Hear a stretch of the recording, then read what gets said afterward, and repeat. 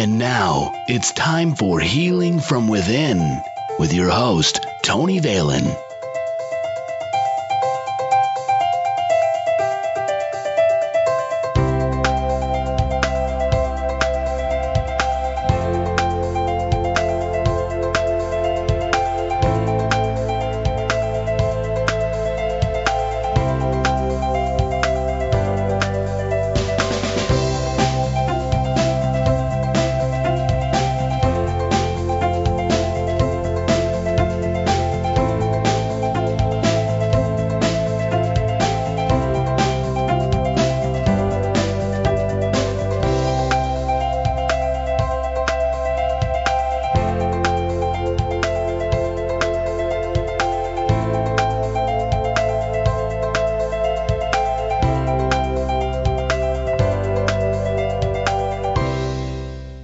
Welcome to Healing from Within. I'm your host, Tony Valen. You can contact me, Tony@TonyValen.com, or visit our website, healingfromwithin.net. Follow the show on Twitter, @TVHFW. The show is also available on iTunes and YouTube. Just search Healing from Within with Tony Valen or look for the Tony Valen channel on YouTube. Joining us on today's show is Dianne Collins. Dianne is an original thinker, media personality, visionary, creator of QuantumThink, leading authority in New Worldview thinking. Author of a 6-time award-winning bestseller, Do You QuantumThink? You can learn more about Dianne Collins by going to DianneCollins.com, like Do You QuantumThink on Facebook, and follow @Dianne Collins on Twitter. Dianne, welcome to the show. Thank you so much, Tony. It's such a pleasure to be with you. It's a wonderful pleasure to talk to you. I'm so excited because I read your book, and I'm very, very curious and have so many questions. Okay, great. Okay. My first question is, as always, to all my guests, what are your gifts and how did your journey begin? Well, my gift, the first gift really is the gift of questioning, because that's how I remember being 4 years old and questioning, the big questions. What is life? What is existence? What am I doing here? And which I know all of us have. But at another level, that I do have a strong psychic ability and intuitive sense of life. And in particular, because I meet a lot of different professional psychics. I kind of draw that into my energy field, Tony, through my life. As I say, I could be standing on a street corner in another country or, in the grocery line, and somebody will come up to me and they're a psychic or they're an intuitive, and that's who I attract. And I'm sure I've been that as a profession in my past life, because I also am an avid student of astrology for many years. But what I was going to say about what are the gifts is that I know from knowing so many intuitives and psychics, as you know, being one professional, that everyone's gift comes through in a slightly different way. And I have the gift of being able to see, and it's not like a clear picture, but I can see what someone's future development in their, let's say, something like their career, how they're going to be expressing their purpose with a capital P. And I can always see them bigger than they see themselves in the moment. And I know that that's what they're here for. I know that they're here to unfold that way. So my psychic gift, I use it, we have consulting clients. I say we, my husband is my partner, Valen Collins, master quantum think coach, and in everything in life, partner. Mm-hmm. But when we consult private clients and corporate executives, entrepreneurs, housewives, celebrities, all of the above, but students we've worked with. And when I always look up the astrological chart of the client, if they're willing. Uh-huh. And these are people who are not necessarily into what on the track that you and I are. And I call it a psychic science. Mm-hmm. And I that's how I work with it, is that I can look at the chart, and I have a teacher who I study with. She makes recordings of all the significant planetary aspects. And so I listen to that, and I like this teacher so much because always talking about the transiting planets and what the energy cycles are of the time and how the overlap, and the 248-year cycle of Pluto and this cycle and the moon cycle. And so I have the background knowledge always of where we should be focusing our energies. So I'm able to look at someone's natal chart, which I'm not a professional astrologer and I'm not a book astrologer, but I can just see it. I can feel the energy of it and how it relates to the energy of the time.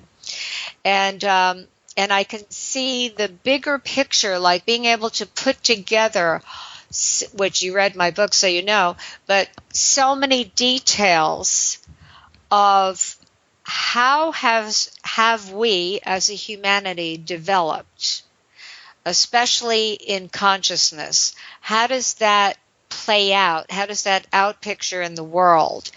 And my quest has been to how do we go from merely knowing the wisdom available at 6,000 years or more at the touch of a smartphone? How do we go from just knowing it to actually living it? So that's really me. Yeah. Very interesting. So let me ask you, so when you see someone and you see their purpose, is this before you do the charts? In other words, are you getting this clairvoyantly and psychically, and you can pretty much tell where this person's strengths are? Yes. Mm-hmm. I introduced you as a 6-time award-winning best-selling author. Your book is called Do You QuantumThink? Generally, what is the book about, and why did you write it? The book is about being able to literally take a quantum leap in consciousness and start to look and live and think from the more expanded worldview. And what that means very simply, worldview, what we believe to be true about the nature of reality and how it works. And so a lot of people know form follows thought. As you think, so you become. The Buddha said all that we are is a result of what we have thought. It's in the Upanishads of the ancient Vedic scriptures. It's in the Bible. It's been said by many, literary people. And so we all have a sense that our patterns of thinking give rise to our experience, therefore what we resonate.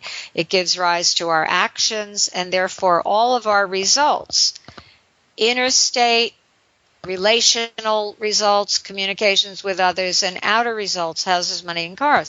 So what I wanted to know is all you had to do is change your thought to change the world or my life. Why does it still look the way it does? Why it didn't seem to be, why isn't it working if that's how it works? No.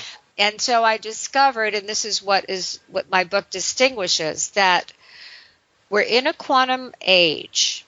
We have the expansive knowledge of what it means to live in a universe of whole systems, in a universe of multi-dimensions.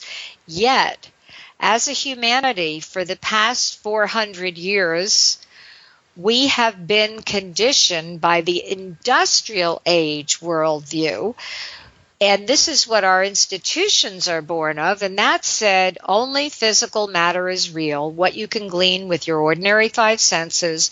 They had spirit on the side, and I say, a classical, mechanical, that was the age, worldview sandwich. Mm-hmm. I'll take matter, sliced, divide up, into the circumstances. How do these parts work? And mechanical gave rise to machines, the industrial age. And, keep the spirit on the side and hold the soul. So we were never really, too open about those conversations. And then when you look at metaphysics and you think, well, why does it seem alternative? Why do we call it alternative? Why do people call it woo-woo? Because as a humanity, right? Yeah. Our thinking container is one-dimensional. Now, even those of us on a conscious path or metaphysicians, even those of us who are in this conversation right now, we have been conditioned to think. It's silent in the background. It's not even like we're choosing it, Tony. It's like, in the step-by-step linear pathway, how do I get to change my circumstances? Press on that and that moves. Or we have automatic thoughts, mechanical. In many ways, we became mechanical too in the way our patterns of thinking go. And so what Do You Quantum Think, the book, is to say it's in two parts. Part one, wake up. Why should we quantum think? I'm a maverick. Right. Okay, give me a good reason. I think I'm fine. Thank you very much. And it's, I'm looking at what's our situation of humanity is that we know what to do, but we still are not getting along. You look in the headlines, it's still dismal. And then you look at what is the nature of mind, what is the nature of mastery, what is the nature of wisdom, what is the nature of light. And what are the stories that we live with throughout the ages, and how do we make that leap? And then so that's really the reason, why should we quantum think? We're in a different age, a different time, and we need to get our, in tune, to get our thinking in the largest sense in sync with the way nature actually works rather than the way it doesn't. That old worldview I lovingly call a genius worldview that gave rise to machines, that very, very limited model of reality. And to be able to take that leap. And so part two is, hi, guess what? You can quantum think right now because here's the system. And I put together the 21 principles and practices for the mind and awareness that are based in cutting-edge science. Let's call it quantum for short. I'm not a scientist, but I have studied assiduously the principles and merging and now proving the spiritual wisdom that is common to all mastery traditions.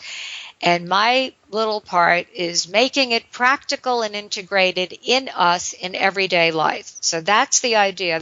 I wrote the book so that we could go from knowing the wisdom, or maybe even a little limited in our knowledge, to actually living it. So it's a reminder. It's like, this is how it works.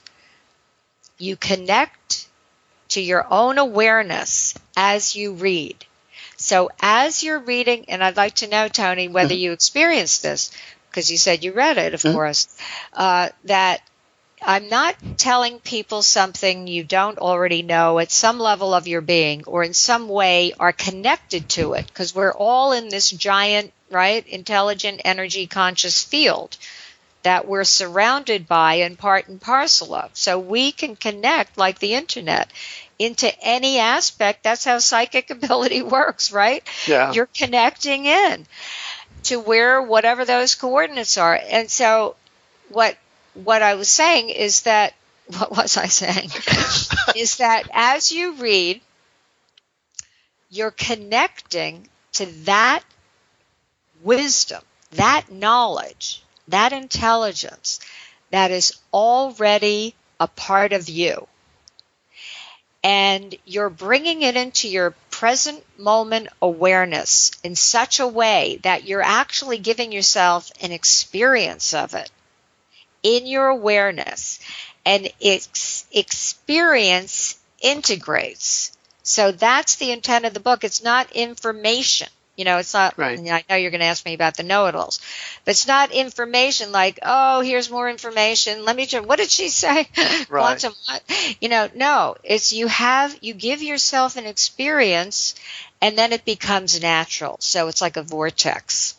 Absolutely. And I have to tell you, what I got out of your book is, first of all, you put metaphysics and all that woo-woo stuff into layman's terms, reality in today's world, so that people can relate to it. That was the first thing I got out of the book. And then the second thing I got out of it was just that why is it something so simple? Why do we make something so hard when it's really so simple? Right. Well, yeah, but it's a good and this is really where, this distinguishing of the old worldview that shaped our thinking, the new worldview that we can proactively shape our thinking from this quantum worldview, what I call the new worldview, because it's not like we're at choice making it hard. We just are operating from a context that has limited us. That's how I look at it. Yeah. And let me ask you something, and I don't know if this is a question you want to answer, but I'm going to ask it anyway because it in my mind, I keep hearing quantum physics. Is it directly related to quantum thinking? And explain how that would be related. You mean is quantum physics directly related to quantum physics, or the other way around? Oh, well, tomato, tomato, either way, because the thing about it is that quantum physics seems to be like the catchphrase for many people, and I wanted them to kind of make the connection between quantum thinking and quantum physics. Well, quantum physics is a new model of reality. So you could say that in the classical physics, as it was known, the 17th century the beginning of rational science, there was science before that, Leonardo and, many different. But let's just say in modern times, right, that it was called classical physics. And as I said, they had a model of reality. They were studying, this is what physicists do. What is the nature of reality and how does it work? What is it made of? How does it work? And so they were studying what we call physical matter. And that was really the whole orientation. And it's probably why they call it physics. But anyway. It was physical matter only, that what we would say, if you're looking fully dimensionally, then you realize that, and then, okay, but then what happened? Einstein came along, right? And, through the ages, and I don't know all the science specifically, I have studied it to a great deal, but as I said, I'm not a scientist, but then they started to learn about electricity and electromagnetism and different things. So it developed. But what happened with Einstein is that, I say in my book, why was Einstein named the person of the century by Time magazine, at the turn of the millennium and the century? Because and over such greats such as Mother Teresa or, Gandhi, because his discovery literally changed the whole way that we look at the nature of reality. So E equals MC squared, I'm no expert. But it's that energy and matter are controvertible. Matter is energy. So physical matter is very dense, ultra slow moving energy that we, because of our human, this is on Earth, the reality we live in is the physical dimension among the other dimensions, but that we perceive it with our human perceptual apparatus, we perceive it as hard because that's how we survive and that's how we live in this world. Some say it's a hologram, but, probably is. But we perceive it that way. So we perceive it as hard. But the quantum science then discovered with the greater technologies that, wait a minute, when you look under a high-powered microscope, what you're seeing is mostly empty space. There's a tiny, tiny, tiny little bit of matter, which is energy. There's both in the same. And so when you ask this question, what is quantum thinking and how are they related, quantum thinking and quantum physics, and why is everybody talking about quantum this and quantum that, right? Quantum healing and all the strict scientists get very upset of, all of us using quantum principles. But I say to them, that's ridiculous, because if you can't apply the science, what good is the science if you can't apply it to human? Anyway, that's another topic. So when you look at this quantum thinking and quantum physics, quantum thinking, since the worldview, which comes to us mostly by science, also theologians and other great thinkers, but let's say the one that comes to us by science has shaped the way we think, and I can give an example of how it works with the term quantum leap. And then you look at, well, what's quantum physics was a leap in the scientific paradigm, in the model of reality. Oh, we used to think of it as the universe is like a giant machine. Press on this and that moves, cause and effect. Oh, no, wait a minute. It's really more like a giant mind. So this is the heart of the shift in science, is that it went from looking at it as a machine-like universe, and it still is in one dimension like that, to a mind-like. What's more fundamental is, wait, it's not parts, it's whole systems. It's not linear, it's quantum effects, it's field effects. It's not cause and effect, it's field effects. And guess what? There's no external out there, as my friend, mentor in quantum physics, and who wrote the foreword to my book, Dr. Fred Alan Wolf, theoretical quantum physicist, one of the brilliant minds on the planet, and he says it like this: there ain't no out there, because everything exists in the field of our own awareness. The spiritual wisdom, they said the world exists on the screen of your own consciousness. And the science says, the quantum science says, that we live in an observer-created reality. That's the QuantumThink principle. What does that mean? This is so important, Tony. Yeah. The observer effect. This is entirely different than classical physics. Classical physics saw the world out there, separate from us. We look separate from each other. We look different. Why is it people are trashing the earth? Why is it we have bigotry? Why do we have all this prejudice and everything? Maybe because we're conditioned to see things as separate and different. We're not relating like, wait a minute, we're the organisms on the earth. The earth is our host. We're alive because we're the organism, on the earth. Where, just like we have 40,000 organisms, living on our human body. We're the host, keeping that alive. So, because the classics saw it as separate, and the quantum worldview sees it as connected, there are distinctions in the physical dimension, but no actual separation. And we are connected and in a constant exchange of energy intelligence through these invisible fields. And not only that, I thoroughly thought about this. Even in the physical, there's no separation because we're breathing in oxygen and we're breathing out carbon dioxide, right? Mm-hmm. And with the plants, and there's that exchange even on a physical level, but it's invisible. So we haven't, as a human culture, we haven't been educated in how to relate to that which is invisible. So does that make sense? So quantum thinking, that's how it is. Quantum think is a system of thinking that is based in the more accurate, up-to-date, current knowledge at the edge of discovery today. These quantum principles, that's how they relate. Wonderful. Do you agree that modern materialism strips people of the need to feel responsible for their own lives?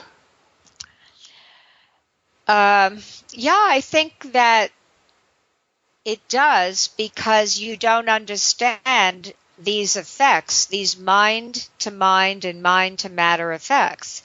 And because we're all conditioned to see things, we see things as separate. So you think, they're over there fighting in the Middle East, or they're over there, starving or, subjugating people in Africa. And you think that has nothing to do with us.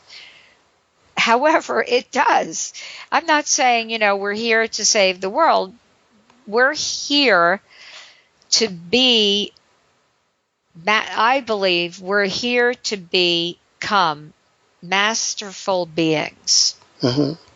We're here, all the great beings have said it, right? Christ, right. Buddha, I mean, you name it, and this is what they're trying to say.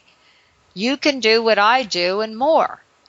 But it's been misinterpreted. So when you ask that question, has materialism, because if you just see the material dimension, you think you can just live in isolation, but you're always connected. You're always being affected. Yeah. Does that make sense? Yes, it does. Absolutely. Do you believe that society feels that it's better to be in mystery than to be in the know? Well, I don't know. I mean, I couldn't really answer that question for society. But, if you look at conditioning, I think that, what, you mean the ignorance is bliss kind of thing? Yes, exactly. It's again, when you begin to awaken, and I look at it like this, Tony. There are those because what we hold in reality is the reality. So if we see, one of the things that I've been on the consciousness soapbox about, mm-hmm. and, I wrote this blog in the Huffington Post last year that went viral, and it's called, there's a new mainstream out there, and you're probably part of it. I call it the consciousness crowd. It's people who want a new consciousness. So even if you're not on a conscious path, a metaphysician, but everyone experiences that we want a better world. We want to be happier. We want everybody to be happier. We want things to work better. And so when you say in the mystery, it's that, the mysterious, of course, is part of the beauty of this, this amazing life that is forever mysterious. It's like we can make up reasons, there's God, there's this is how we got there, or the people that don't believe in God, or people that say, the Buddhists say it's the void, all the different ways that we relate. And that's part of it. It's that ability to create, and based on your soul incarnation, how you're, born into relating through this spiritual tradition, or through that atheism, or through this religion. And it's all of the above, the many faces of what we call God or source creator. And so there's that mystery, that mysteriousness, which is really the magic, the excitement, the beauty of life. And then there's the mystery of, like, I think what you're saying, like, I don't know, right? I don't know, and I don't want to know. Is that what you're talking about? Yeah, that their choice is to just be in mystery than to actually be in the know. You know what I mean? Yeah, but I just think that, I was going to say, I look at it like, if you look at what we are all literally one, and I think of it like this. There are those of us who are awakening, as you say, in the know, mm-hmm. and know we're awakening. And then we can choose to further consciously awaken and evolve. And there are those of us who are awakening and don't know it, because we're all evolving. Everybody's awakening. So as I wrote in Do You QuantumThink, you're going to evolve. What's it going to be? Conscious awakening or crisis awakening? Mm. And to a great extent, we've been living collectively in a lot of crisis awakening, until we get to the point where we have this kind of knowledge where we say, well, wait a minute, let's make a different choice here. Because I think, and I'd like to know what you think about it, that when we choose conscious awakening, when we choose conscious evolution as an intent for our life, that the crises become less and less, because you're proactively choosing always the higher state, the evolution, or when the situation, it's not like we don't have circumstances. When the circumstances come up, we have a new way to relate to it, so we don't get stuck and dragged down. Yeah. I agree with that. And, the thing about it is that for me, and see if I can put this in words, what I'm trying to think or what I am thinking, that whenever you learn to quantum think or know better, that whenever things do happen, your reaction to it is different because you understand and you know. Plus, also, you tend to react less by not creating unwanted drama, because when it's all said and done, you begin to realize what's important and what's not. In other words, the reaction is more important than the actual event.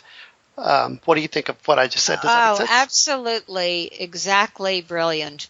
And, you can look at it like getting a new relationship. I call it making your mind your friend, right? Mm-hmm. Because by mind, I don't mean just the left brain cognitive click, click, click. I mean what we hold in awareness, what we hold in consciousness. And what you said is so true, Tony, because there are circumstances and then there's how we're related to the circumstances. Yeah. And it's in that relationship where our power lies, where we can choose, as you said. So something comes up. And when you have the larger, the more cosmic perspective of things, the perspective of all perspective, that's one of the principles in quantum thinking, is that you can hold it all. And when you're in that clear state, you could say that's when we're in our transcendent state, or people call the higher self, mm-hmm. or that aspect of us that is an aspect of all that is, right? Mm-hmm. That we're in that unbounded awareness where we can watch what's going on and choose. And at the same time, we're in the immanent self, which is the persona, the personality, what this soul incarnation, who we are, all the roles we play in this, you're Tony, I'm Dianne, you're a man, I'm a woman, where do you live? I live in Tampa, Florida. Oh, you live in Tampa. Wait, we're in the same state. I'm in Miami. Oh. And Sunny Isles Beach, to be exact. And so, you look at all that, and the idea of quantum thinking is that you have the realization, as you just said, that you're both at the same time. So when you create a new relationship with your thinking as a whole, as a system that I talked about earlier, and your thoughts as they come, because a circumstance arises and then, as you said, you have your reaction. I had it today, for example. So it's, I say mastery is a moment-by-moment proposition.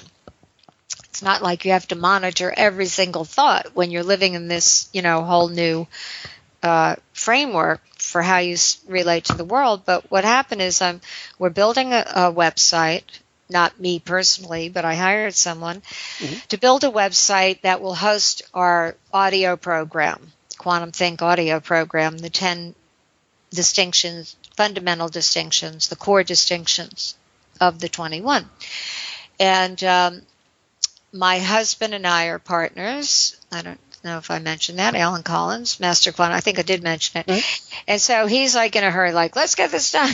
Right. We really want to make this available and have an affiliate program and all this. Anyway, I hire this person. I'm very particular about, how does something look and who am I working with? And I get this great web design firm and this person, and I really like him. We're really in sync. He sends me the first draft of the site last night, and I went into reaction, just what you're talking about. I went, oh, I know.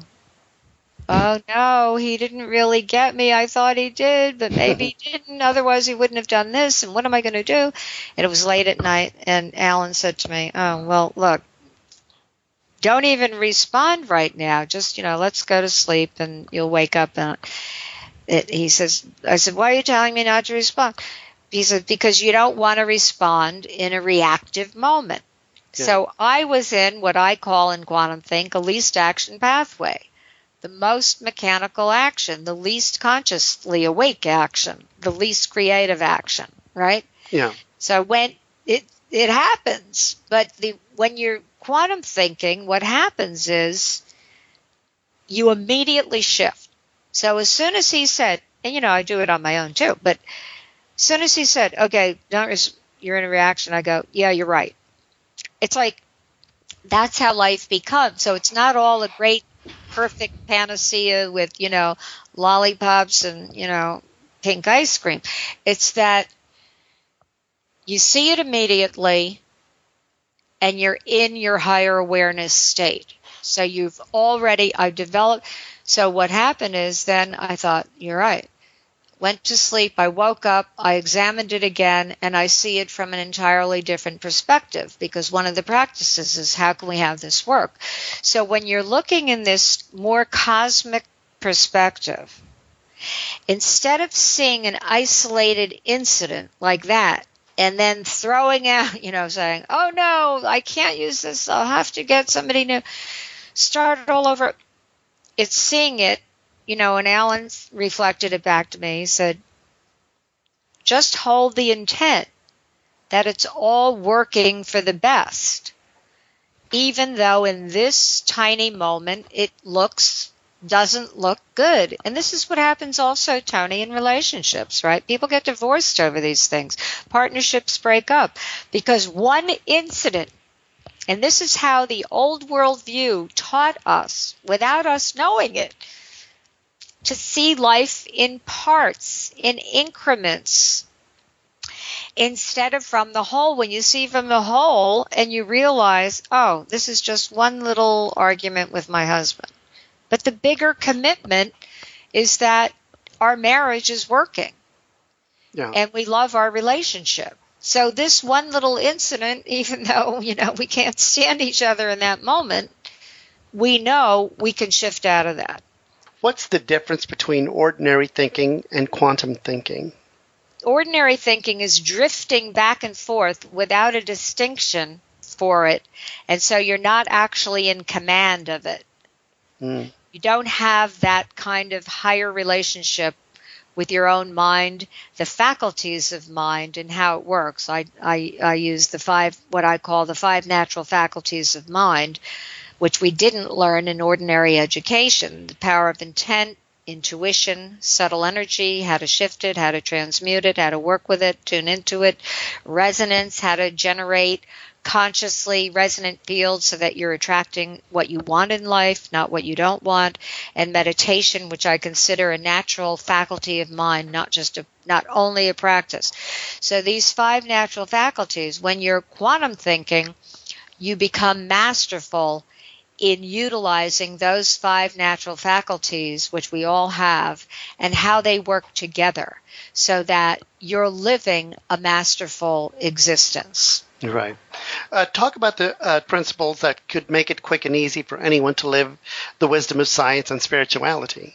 Well, the 21 principles, I don't want to go through all of them. Right. We don't have time because I know we want to talk about other things. Mm-hmm. But I'll just give you the sampling. We've been talking about some of them. And the very first principle is called holistic and holographic, which means holistic means that everything affects everything else. We live in a universe of whole systems interpenetrating one another. And holographic means that the whole is contained in every smaller aspect of itself. So just to use that as an example, and then I'll name some of the other principles, that the practice for it, which I call recreations, recreating the distinction in your life, is to see your life as one whole system, so that, and the practice is to getting complete. So a lot of times, we think, oh, well, I'm good at work, but then when I get home, I get all frazzled, or, we've been conditioned to think of our life as in compartments, personal and professional, material and spiritual, labor and management, conservative and liberal, right? Mm-hmm. And we see life that way. But when you start to look at your own personal life, and this is to give yourself an experience of it as a whole, we have this practice where it's called a completion list, where you make a list of everything that it's not a to-do list, but it's a list where you're feeling incomplete. And the list will be finite. It's not unended. But, a lot of times we live in like all these things that pass through your head, right? Oh, I have to go to the dentist, or, I didn't pay my daughter's tuition bill, or, I've got to do my taxes, or I have to get more income, or, all these different things, or I haven't communicated with my Aunt Molly in 3 months, these things that nag at you, we would say we're incomplete with. And it creates, because we are energy fields, right? We're intelligent energy fields, conscious fields, quantum fields, let's call it, all of the above, that these fragmented energies, they usurp, they take away our presence of mind. And when we're in our clearest state, no static on the radio of our being, is when we are in our most masterful state. All great accomplishment comes from when we're in that state where we have clarity and we're connected and we can hear, right? People say, Spirit spoke to me. You can hear Spirit. Or when you create your intent, you're getting that clear channel connection, so that you're manifesting more quickly, whatever it is you want. So when you look at this principle, holistic and holographic, that's just one personal way of looking at it. What happens is, and then I tell you in the book, how to complete those things, all different ways that you can complete it, so that you are making your energy field more coherent. But when you could look at this in many different ways. We look at our businesses, and sometimes we don't see how the totality of it fits together, or how the whole of our life, we call it the holographic vision for your life, where you look at, instead of saying, well, what do I want to do next? It's like, what's my vision for myself? What's my vision for my significant other and me? What's my vision for my family, my community, my country, my world, the ideas that shape the world? And we have people, when you start to look from whole systems, everything starts to work better. And just to go back to the very simple personal thing, when you get complete in yourself, by just putting those things on a list, scheduling it into the future, that's another way of getting complete. Getting real about it, saying, you know what, I've had that goal for 5 years. I'm never going to do it. I'm never going to get that coffee maker fixed. Right. This happened to me the other day. I'm bringing up real examples. So I'm just going to, throw it out and get a new one. So I'm not taking it to get it fixed. So things getting real. And then the other way, of course, is you could just do it. So there are many different ways of getting complete. And what happens, this is the most amazing thing, when people start to do this, everything shifts. It's like, because why? Life is holographic. A shift in one area has a field effect on everything. When you clear up one relationship and get to a higher place in your communication in one relationship, it affects all your relationship. So it doesn't matter what is the one area you're working on. When you have the vision, the understanding, the realization, the awareness that life is holographic, and you realize what I'm holding in me is affecting who I'm related to, what I'm related to. Right. So do you also think that our thoughts create reality? Well, our thoughts do, and I've given this a lot of thought, as you can imagine, or it comes through me, right? I'm the vehicle for this. I didn't wake up one day and say, hey, I think I'll create a new system of thinking. Right. I mean, this just came. It was like, what? Okay, I'll do it. You get that silent tap on the shoulder, and you're just you're following the guidance, the higher guidance. But thoughts create reality. That there, when I was saying, well, do we create the moon? Maybe in some dimensionality we do. but let's just talk about it in an ordinary, everyday sense. That are we creating our own, we're 1000% creating our own experience of reality. So it's like this, through our thoughts, right?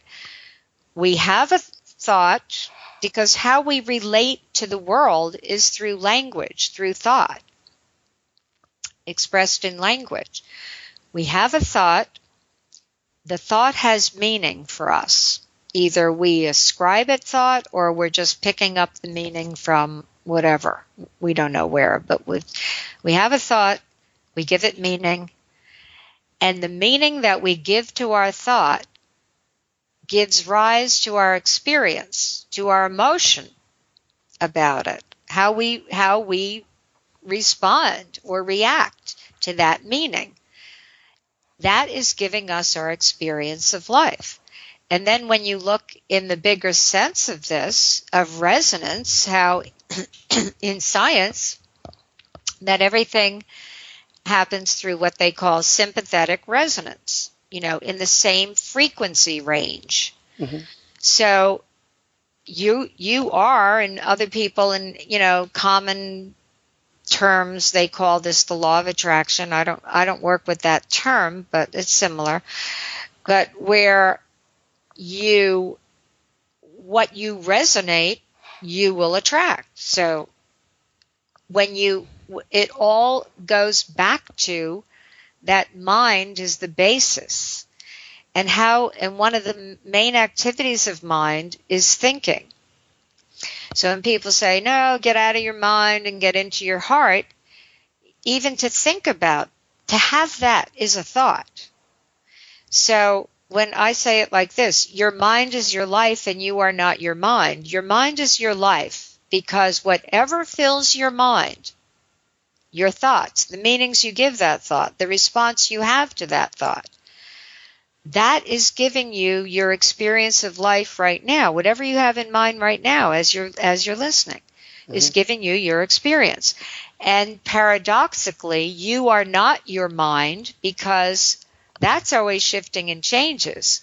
But the one constant is that awareness with a capital A, that unbounded, free consciousness, that awareness that can be that aspect of us who is aware of what is in our mind, that transcendent self. So your mind is your life and you are not your mind. So do thoughts create reality? Yeah, because when you look at that, thought generates resonance, and resonance, what is in sympathetic resonance in the same frequency range, you'll attract.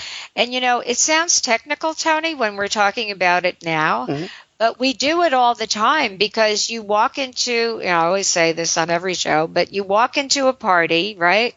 One corner, it's very simple. We're like a big sensing device, a multi-dimensional sensing device. We're so intelligent beyond and powerful beyond what we even realize. But when you start to realize these things and read, the 21 principles or however you get to it, it's like, wow, this is great. And as you said very early in the conversation, it's so simple. So you walk into a room, you're at a party, you haven't quite walked in yet. One corner has a group of grumbling, complaining, black cloud over their head people. Mm-hmm. The other corner has exuberant, they're laughing, they're having fun. What are you going to be attracted to? And so that depends on your mood, right? But right. Let's say you're going to hopefully be attracted to that happy group, not because you heard what they said, but you experienced an exchange of energy. You experienced it. And where does that happy energy come from? It begins in thought. And so when you wake up and you say, oh, bad hair day, you wake up in the morning and you're in a grumble and you haven't started quantum thinking, so you haven't interrupted that grumbling thought and say, wait a minute, that's not how I want my I don't want my day to go like that. What's my intent for today? Oh, today is a glorious day. That's one of my favorite intents. I can't wait to see what unfolds. Right. Wow, and I'm creating that, not because it's the quote truth, not because it's circumstantially true, because as a quantum thinker, I know that reality is context dependent. It's whatever context I choose to live from is what I'm going to be resonating, and that's what's going to show up. But on the other hand, if you're in the bad hair day, what happens is like, oh, I knew it. You have one little minor calamity after another. It's like, I knew, and then you prove it with the evidence. You said, what's the difference between ordinary thinking and quantum thinking? This is it. Ordinary thinking is the circumstance. This is a real simple way of thinking of it, Tony. Mm-hmm. Our ordinary thinking, you're a victim of circumstances. Circumstances could be good, they could be bad. If they're good, you feel good. If they're not good, you feel bad. That's ordinary thinking. Quantum thinking is you know yourself as the generator of your own creality, of your creality. Oh, that's a new word. Of your own reality. It's reality and creativity. There you go. It's right. That's funny. Let's write that one down. Write that one down. That's a good term. So let me ask you, because I want to make sure I understand, is there a difference between ordinary thinking and mechanical thinking? Well, this is, I think, I've in the way that I use ordinary thinking, a lot of it is mechanical. And, it's not to insult any of us, but you think at that stage in human development where it was called the industrial age, the classical mechanical world view, give rise to machines. So I say, everything is interconnected. In many ways, we became mechanical too, and it was good. You look at it, science, and said, okay, let's try to organize this chaotic, nature. So you came in, it gave rise to specialties, it gave rise to the disciplines of the sciences, because what did they do? They looked at the data, they assessed the data, they organized the data, they categorized the data, and they made conclusions from the data. Now, so that you could create formulas. Now, where we went awry is we started to live from those conclusions as if they were the absolute truth, when all it was is one conclusion based on a set of data. It's really literally relative. And so but when you think of, in quantum thinking, again, it's not about science, but how the discoveries of science shape the way we think. So you think, well, if you have in your life a relationship, and let's say you're a significant other, and you think, oh, he never listens. That's just the way he is. So remember, we exist in these relational fields. So you're holding in your own being and your own feeling tone of you, of your resonance. You're holding that reality. Remember what Fred Alan Wolf said, there's no out there. It's all in us. If you get angry, where does that anger live? You think you're directing it at somebody, maybe you are, but the anger resides in us, in you. And that's why this becomes very important, to become aware of your own self and get a new relationship with yourself as the creator of your own reality, so that you can shift it when it's not working for you. So you have this conclusion you've reached, well, he doesn't listen. But it's not the absolute truth about anybody. Every human being is infinitely, can manifest any possible human trait or behavior. What manifests in many times depends on how we see them. Right. Or as I say in the second quantum think distinction, observer-created reality, subtitled, what you bring is what you get. What you bring to your observation of a person, of a situation, of yourself, of what's possible for you, will shape what you get. and you can shift it. So mechanical, if you have a mechanical, way of relating to someone or some situation in your life, it becomes automatic. Oh, he just is that way. How do you know? Well, because he was this way on that occasion and, over the last 5 years. But when you're quantum thinking, again, this is the difference between ordinary thinking. If you're quantum thinking, the fundamental quantum principle, not my principle, is there's no absolute fixed way that something is. Everything is energy in flux. It's always shifting and changing. Intelligent energy, conscious energy. And we have been divinely granted the privilege of being the focal point based on what we decide to focus on. That shifts reality. We can shift at any time. If you have, this is what people say in the world, Tony. Oh, there'll always be wars. There'll always be people dying of hunger. Oh, the Middle East, they'll never end that crisis, right? This is what people say. They get fixated on the circumstances, and they lose the third principle of quantum think, infinite possibility. Right. It doesn't have to be this way, even if it's been that way for 2,000 years. We have the opportunity and the capability to shift it. This is Tony Valen, host of Healing from Within. You can contact me, Tony, at TonyValen.com, or visit our website, healingfromwithin.net. Follow the show on Twitter, at TVHFW. The show is also available on iTunes and YouTube. Just search Healing from Within with Tony Valen or look for the Tony Valen channel on YouTube. We're talking to our guest, Dianne Collins. Dianne is an original thinker, media personality, visionary, creator of Quantum Think, leading authority in New World View thinking, author of the 6-time award-winning bestseller, Do You QuantumThink. You can learn more about Dianne Collins by going to DianneCollins.com. Like Do You QuantumThink on Facebook and follow at Dianne Collins on Twitter. Dianne, I really want to thank you for being on the show and telling us all about your book. Thank you so much. Many blessings to you and everyone. Lots of love. Well, thank you. I also want to, on a side note, I want to thank Kelly, my production assistant, for helping me go through the book and going back and forth with all the questions. It was really with her help that I was able to do this. You are listening to Healing from Within with Tony Valen here on Blog Talk Radio, airing Monday through Friday, 6 p.m. Eastern, 5 p.m. Central. Visit our website, healingfromwithin.net. Contact me directly, Tony at TonyValen.com. Please follow the show on Twitter, at TVHFW. The show is also available on iTunes and YouTube. Just search Healing from Within with Tony Valen or look for the Tony Valen channel on YouTube. Thank you so much, and love and light from all of us here at Healing from Within.